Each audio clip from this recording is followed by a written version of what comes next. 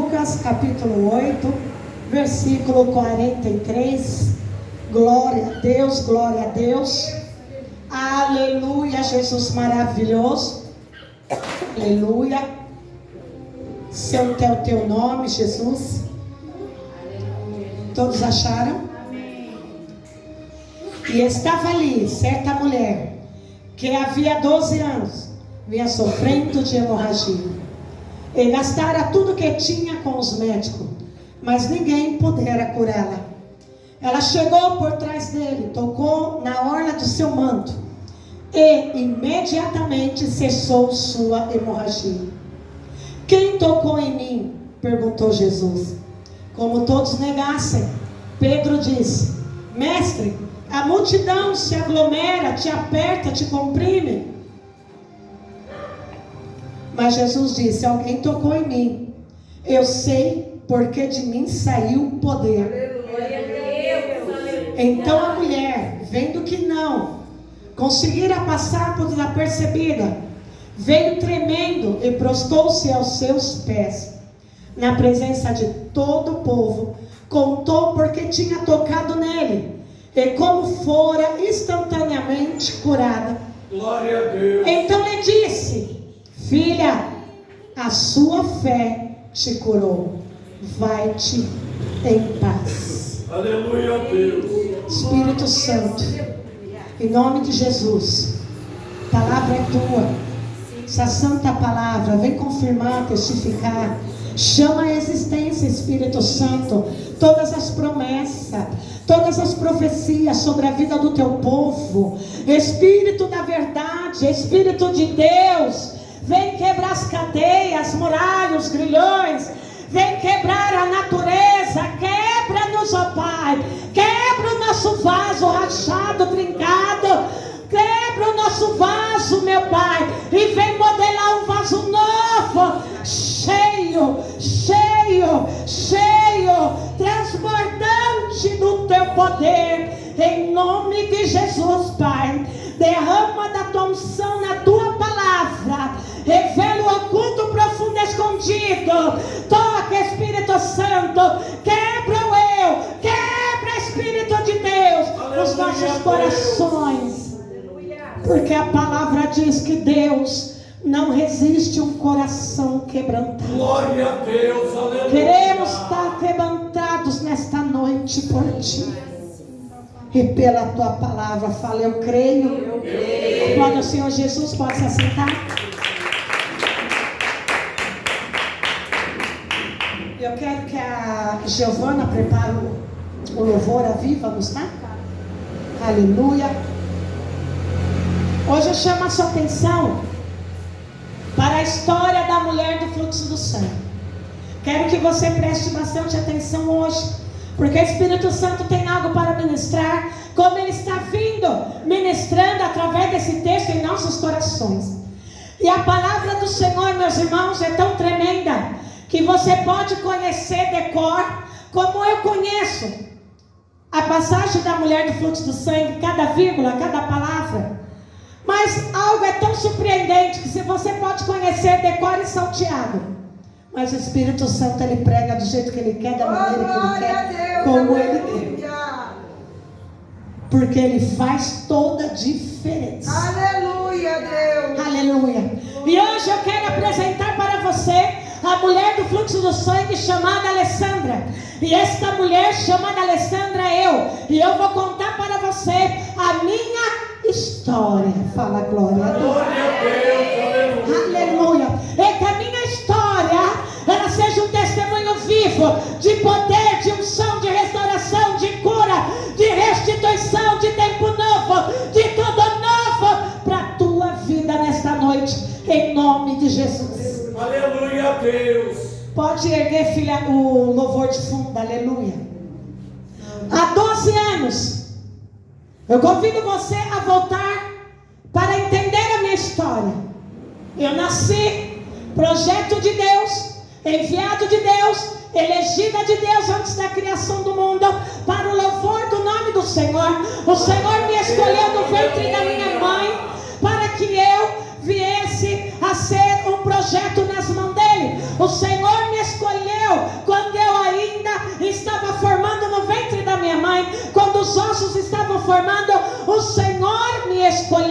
Eu nasci, cresci numa família onde veio a palavra de Deus.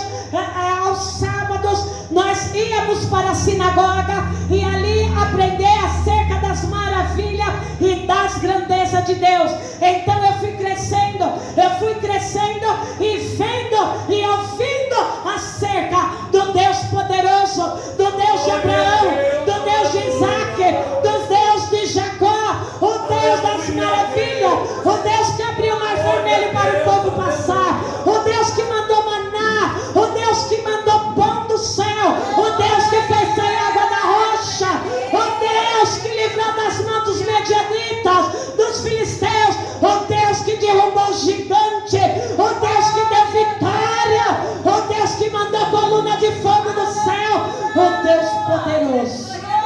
Aleluia a Deus. Eu cresci ouvindo esta história. Glória a Deus, aleluia.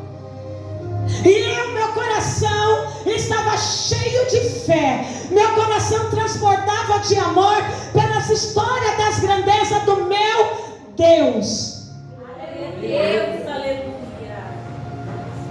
Eu ia para o templo levar as minhas primícias. Eu ia para o templo levar as minhas ofertas, como era descrito na lei. O tempo passou, fiquei moça, me casei, como costume da minha família, do meu reino em Israel. Casei, tive meus filhos. Meu marido, um comerciante muito abastado, abençoado, servo de Deus. Na minha casa havia a presença do Senhor. Na minha casa era louvores ao Senhor. Na minha casa, desde ao levantar, ao passarmos pela porta, eu e os meus filhos olhávamos para a porta e ali já estava escrito: ao Deus de Israel todo louvor. Glória a Deus. Levantávamos, sentávamos à mesa para tomar o nosso jejum, o nosso café, e ali já agradecíamos. A primeira oração que era feita no meu lar era a oração de agradecimento pelo que Deus é, pelo que Deus faz, pelo que Deus opera. Aleluia, glória a Deus. Porque a adoração verdadeira vem dos judeus. E eu, sendo uma judia, eu conhecia muito bem o que é uma adoração. Adoração não era apenas eu e meu marido, meus filhos, a mesa de manhã e ali louvarmos o primeiro louvor. Não, adoração é um estilo de vida. Quando você sabe quem é o teu Deus. Aleluia, Deus. Era o nosso estilo de vida, adorarmos ao Senhor em toda a sua grandeza, por tudo que Ele representa em Ele. Glória a Deus, aleluia. O tempo passou, o estilo da minha vida não mudou. Adorávamos ao Senhor. As Páscoas estávamos no templo do Senhor, ofertávamos ao Senhor, levávamos nossos dízimos, nossas primícias, assim como levava de tudo aquilo que Deus entregava nas minhas mãos, nós também levávamos o nosso coração, porque nós judeus entendemos que a prioridade tem que ser a lei, a nossa vida. Então dizimávamos a Deus até o nosso tempo em adoração, até a nossa vida em louvor, tudo em nós glorificava a Jeová e Yahvé. Aleluia, santo e poderoso. Não tinha lugar para rancor, não tinha lugar para fofoca, não tinha lugar para perder tempo, não tinha lugar para disse-me-disse, para pensamentos carnais, para pensamentos que nos afastássemos do Deus vivo. Eu e a minha família sabíamos quem Ele era, e é por isso que nós adorávamos Ele na nossa totalidade e na nossa essência. Oh, santo Deus, aleluia. Mas certa vez acordei com uma cólica, uma dor forte na barriga. Falei para o meu esposo, ele mandou fazer um chá, tomei o chá, mas não passou. E com essa cólica veio o que chamamos de regra, o que chamamos de menstruação. E veio 1, 2, 7 dia, 8º dia, 9º dia, 15 dias, 20 dias, e não passou mais. Percebi então que isso não era normal. Meu marido mandou chamar os médicos, vieram os médicos à minha casa, me examinaram. Então foi detectado que eu estava com um fluxo do sangue, uma hemorragia. Passaram os seus remédios, passaram as ervas, tudo que mandaram fazer, nós fazíamos. Algo estava acontecendo no meu lar, no lugar de adoração. No lugar do meu lar que reinava Deus, algo estava entrando, que nós não chamamos. E o nome disso era enfermidade. E eu fui acometida com aquela enfermidade de fluxo do sangue e com dor. E então comecei a ver que isso era agravante. Comecei a orar e comecei a buscar a minha cura, mas nada acontecia. Médicos e médicos começaram a vir até minha casa e eu fui gastando tudo que tinha, minha família gastando todos os nossos bens, e eu não fui curada. Comecei a ir de mal a pior.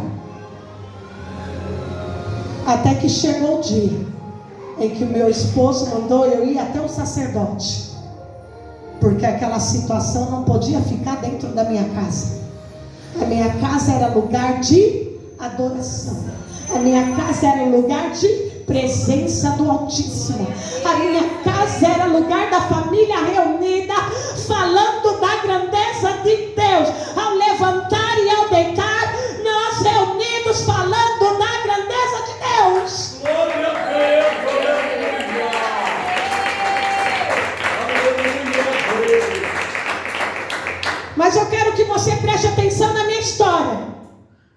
Quando meu esposo disse: agora devemos ir ao sacerdote, eu não estava indo mais ao templo para cultuar, nem nas reuniões ao sábado na sinagoga para aprender a palavra. Eu não estava mais indo. Por quê? Porque eu não poderia mais estar circulando neste lugar. As pessoas começaram a sentir a minha falta e começaram a perguntar: por que a Alessandra não vem mais para a igreja? Por que a Alessandra está faltando nos estudos bíblicos? Por que ela não está vindo mais no Shabat? O que é que está acontecendo com a nossa amiga? Eu não podia falar para ninguém. Eu tinha que ficar em silêncio. A atmosfera de dentro da minha casa não era mais de adoração, não era mais uma atmosfera de louvores, de exaltação pela grandeza de Deus. A atmosfera na minha casa agora era de morte. A miséria também estava entrando. Tristeza estava agora na minha casa. Não tinha mais louvor, não tinha mais lugar para adoração, porque a enfermidade entrou, a tristeza entrou, e junto com ela estava entrando a morte. E os anos se passando, o tempo passando, até que tive que ir até o sacerdote, conforme o costume da lei da minha época. E a lei da minha época, talvez você já ouviu falar, talvez você conhece. A lei da minha época está lá em Levítico, capítulo 25, capítulo 12, 14. Em Números também vai dizer que toda mulher que tivesse fluxo do sangue, hemorragia, ela deveria ser separada da família imediatamente, da sociedade.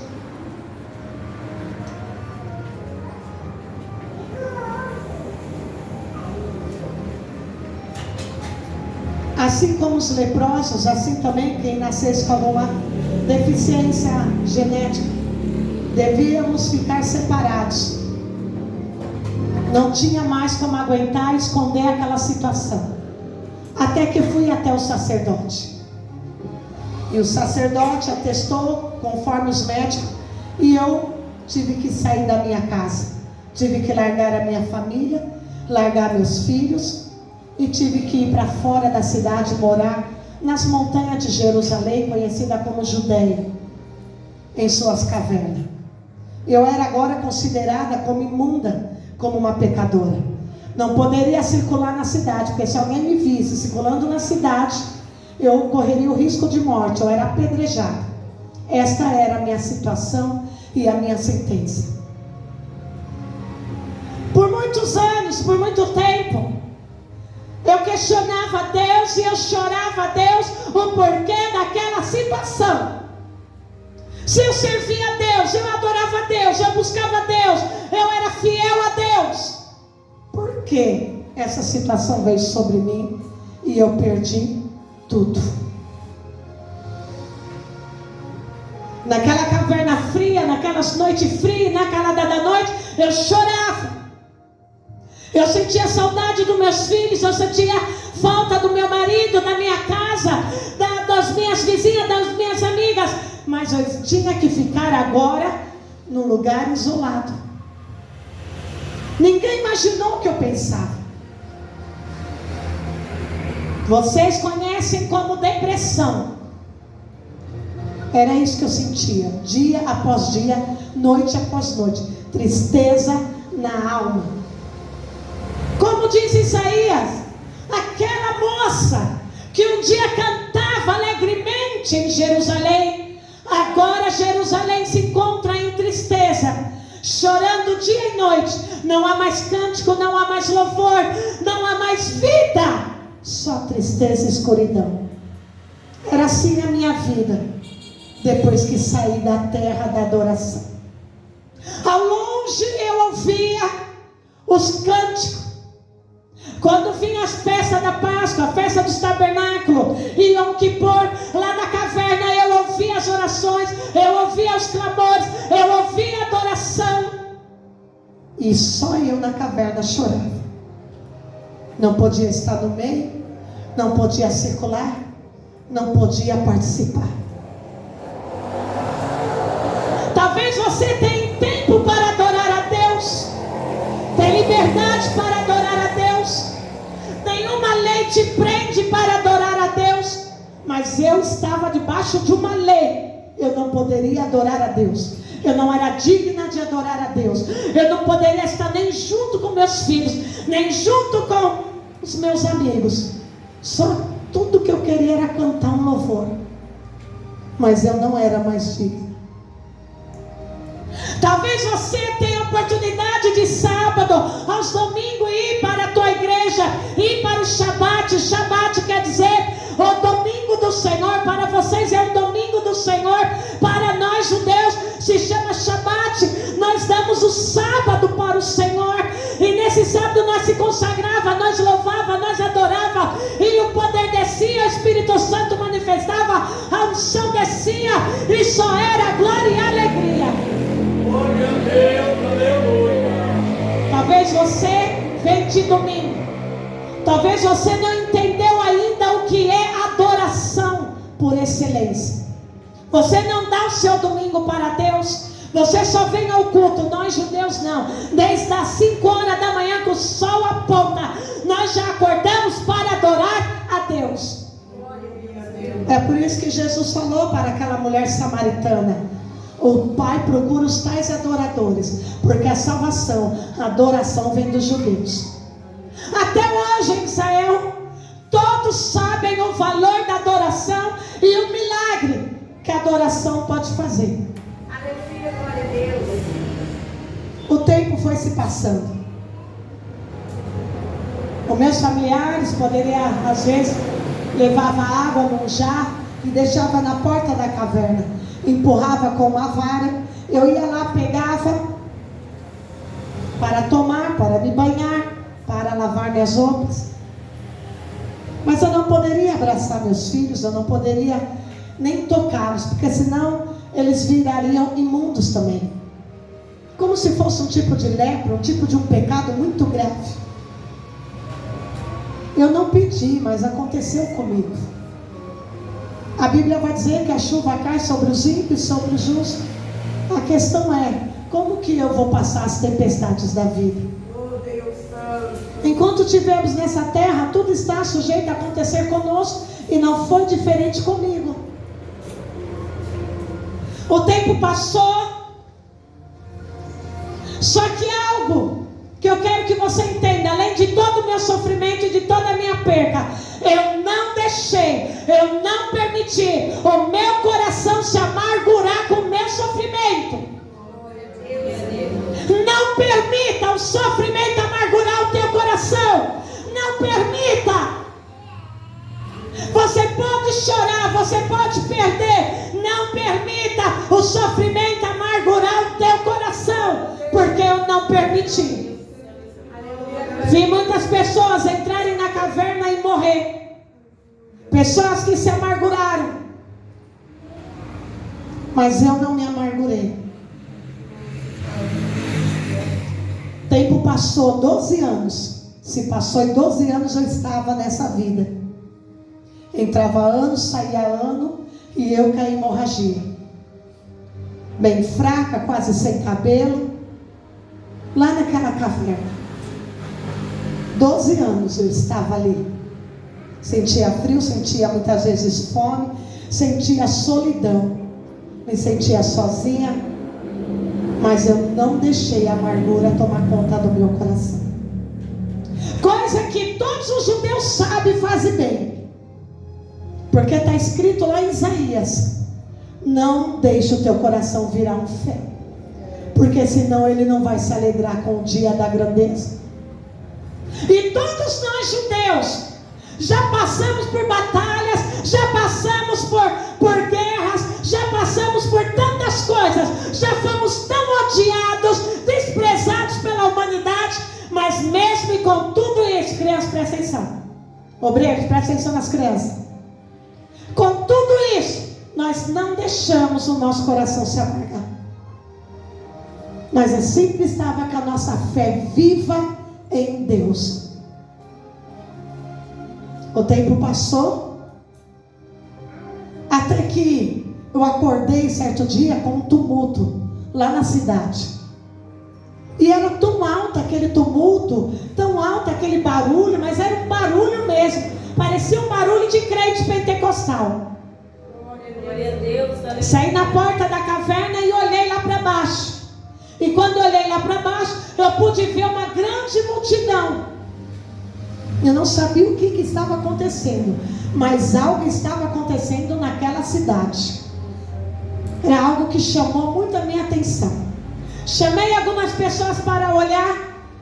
Até então que alguém que estava próximo à caverna falou para nós: sabe o que está acontecendo? É aquele Jesus, o Messias.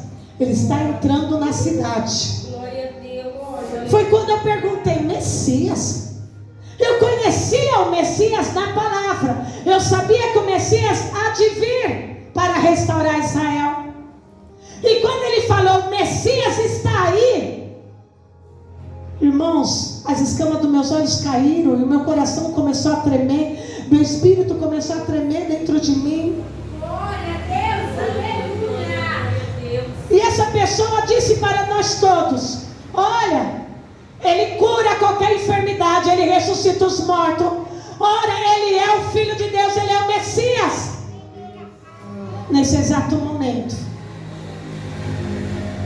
eu sentei pasmada. E eu fiquei olhando e ouvindo aquele barulho.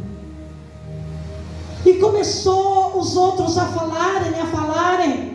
Mas como que nós vamos lá pedir a nossa cura, pedir por misericórdia? E nesse momento que eu me ajoelhei, fiquei pensando: ele era a minha única oportunidade de mudar a minha história. Glória a Deus. Aleluia. Meu coração tremia, meu espírito tremia. Finalmente o Messias chegou e esta é a minha oportunidade de mudar minha história. Aleluia!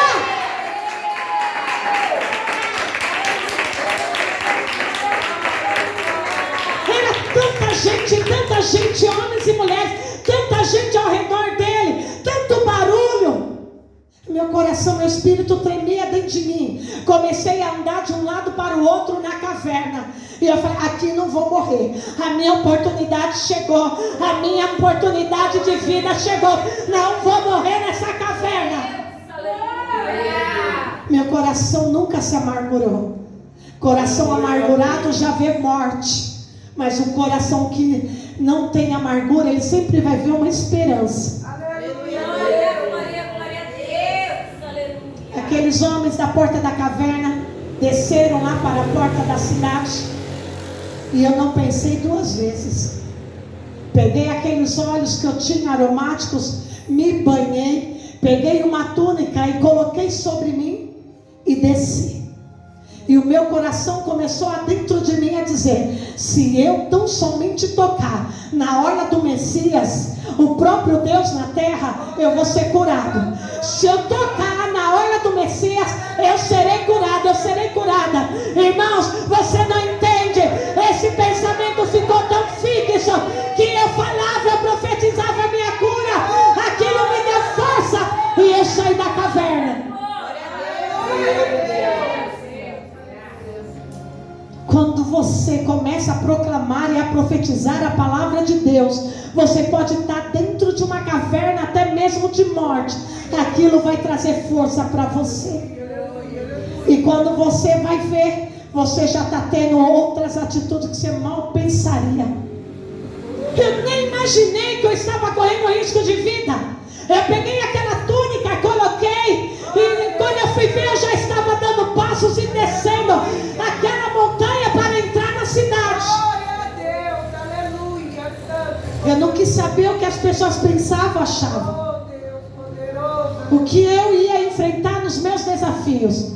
Eu sabia que eu estava debilitada, que eu estava fraca, mas o meu coração estava cheio de fé. Glória a Deus. Sabia que eu poderia ser morta se alguém me reconhecesse, mas tudo que eu via era vida na minha frente, oportunidade. Eu estou contando a minha história para você, para que você veja que não é uma história da carochinha da Bíblia, é a minha história, é a sua história, é a nossa história. Aleluia! Desci. E cada passo que eu dava, a voz aumentava no meu ser, no meu alma, no meu espírito. Se eu tão somente tocar, serei curada, serei curada, serei curada. Eu mal sabia, nós judeus exercitamos a nossa fé. Não sei você cristão, mas nós já acordamos e nós vamos falando um versículo bíblico o dia inteiro. Aleluia. Para cada dia nós falamos um versículo bíblico. Tudo posso naquele que me fortalece. E nós vamos falando o dia inteiro, só aquele versículo. Para aquele dia tem um versículo. Para aquele dia nós vamos falando, profetizando, falando, tomando posse, e o céu acontece. Aleluia. Fala para o seu irmão aí, aprende com os judeus, que o céu se abre sobre a tua cabeça. E o que vinha para mim naquele dia era: se eu tocar na orla, serei curada. Aleluia. Entrei na cidade, e aquela multidão. Algumas horas depois, eu fui passando um, passando o outro. Foi um grande desafio. Havia ali umas 30 mil pessoas, e eu fui indo, passo em passo, chegando até o Messias. Alguns chamavam ele de Jesus, que quer dizer Salvador. Eu chamava ele de Messias, porque só Deus, o próprio Deus que estava na terra, que ia mudar a minha história. E cheguei, um me empurrava. Teve uma hora que eu caí, mas me levantei rapidamente, e tinha uma força dentro de mim. Um me pisoteava, outro me empurrava. Todos queriam tocar no Messias, em Jesus, mas eu estava firme, porque só Ele ia mudar minha história, ia me restituir, ia me trazer de volta meus filhos, meu marido, minha casa, minha família, minha vida. Foi então, meus irmãos, que fui chegando bem próxima, e quando olhei para as vestes do Messias, havia umas franjas. Isso aqui se chama orla, a barra se chama orla. Havia umas franjas, e em Números, na Torá, que é os 5 primeiros livros da Bíblia, para nós judeus nós chamamos de Torá. Para vocês cristãos também, para nós judeus cristãos, chamamos de Pentateuco. São os primeiros 5 livros da Bíblia. E em Números estava escrito que quando você fizesse as suas roupas sacerdotais, você fizesse a roupa para os levitas, ou a roupa de ungido, na barra do manto tinha que ter umas franjas. E essa franja significava: olha para o teu povo, ó Deus de Israel, tem misericórdia de mim. A minha história é tão contada por séculos, e muitos falam: por que não toquei no ombro, nas costas, nas mãos? Por que eu não toquei em outro lugar? Porque eu fui pedir misericórdia para o Messias. Eu fui pedir misericórdia para o Deus vivo. E nada como tocar na palavra, porque a palavra estava lá. E eu toquei. E eu saberia, era a última oportunidade, a última chance. Todos iam me descobrir ali, mas eu tinha que tocar no manto. Aleluia. Eu não estava me importando mais nada. Eu estava há 12 anos morta. Há 12 anos dentro de uma angústia, de uma depressão. Perdi tudo. Eu toquei. Nessa hora eu nem quis saber se alguém ia me reconhecer, me apedrejar, me sentenciar. A minha vida de sofrimento já era uma sentença sobre mim.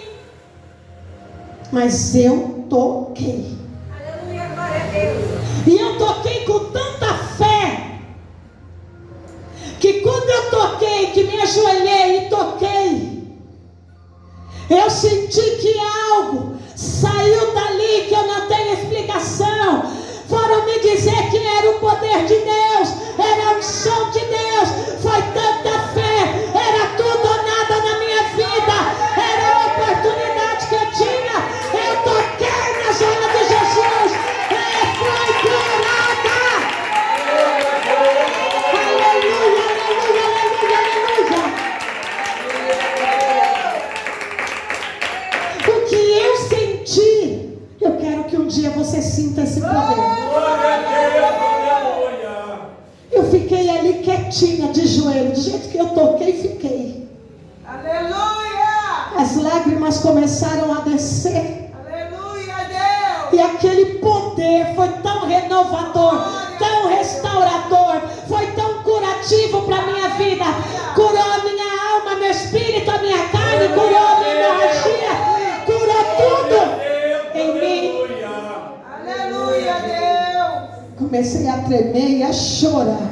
Oh, soberano! Que poder é esse? Glória a Deus! O que foi que eu fiz? Eu vi que o barulho parou ao meu redor. Um homem chamado Pedro, que era discípulo de Jesus, para mim era tudo novo, não conhecia ninguém. Eu sei que o Messias disse: alguém me tocou. Alguém me tocou. Pedro falou: mas mestre, a multidão se aglomera, todos te comprimem, é um empurrando o outro. Como que alguém te tocou? E eu fiquei quietinha. E ele aumentou a voz dele e ele disse: alguém me tocou. Você não entendeu, Pedro? Alguém me tocou, porque eu sei que de mim saiu poder, saiu virtude. Começou aquele burburinho, aquele cochicho. O que foi que aconteceu? Foi quando eu me levantei, olhei para os olhos do Messias e testemunhei o que aconteceu comigo, a minha história e a minha vida. E ele disse: filha, vai-te em paz, porque a tua fé te salvou. Oh, glória a Deus! Sabe o que passou na minha mente naquela hora? Agora saí correndo, buscar a minha casa, ver os meus filhos, depois apresentar minha oferta para o sacerdote da cura. Glória a Deus, aleluia. Passou tantas coisas. Eu agora ia ter Páscoa, eu agora ia participar da festa de Purim, dos tabernáculos, e Yom Kippur, eu ia participar de casamentos, eu ia participar de jantar, eu ia poder estar no meio da sociedade, ir no mercado, na padaria, eu ia poder andar na praça, eu ia poder brincar, ia poder nadar nos rios. coisas passaram na minha cabeça, foi um filme. Mas eu estava tão maravilhada que naquele momento eu continuei seguindo Jesus. Aleluia, Deus. Glória a Deus. Muitos me perguntam por que eu não voltei para casa. Porque eu havia interrompido uma história que não era minha. Era a história de Jairo. Jairo chegou para Jesus e falou: minha filha está morrendo, vai lá orar por ela. E Jesus falou: fique calmo, eu vou. Eu conheci Jairo. Jairo era um líder da sinagoga, dava estudos da Bíblia, dava estudo da palavra, um homem de oração. E eu estava do lado. Só que Jairo não me viu. E quando Jesus foi ir para a casa de Jairo para ressuscitar a filha dele que estava doente e depois morreu, eu atropelei, eu entrei na história de outra pessoa.